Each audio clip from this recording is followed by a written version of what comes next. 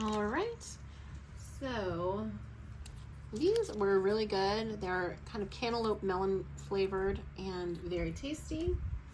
Next up, we have the Yubari Melon Daifuku, which is a little cake, but it's like a rice, kind of like the ones you get that are ice cream, but it's got a chewy outside and then a melon flavored inside.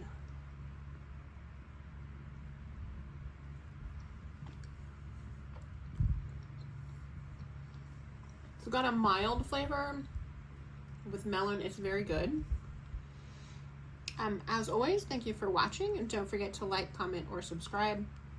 If you want to see more of these Japanese snack boxes or snacks from any other country, please leave me a comment below. See you in the next one.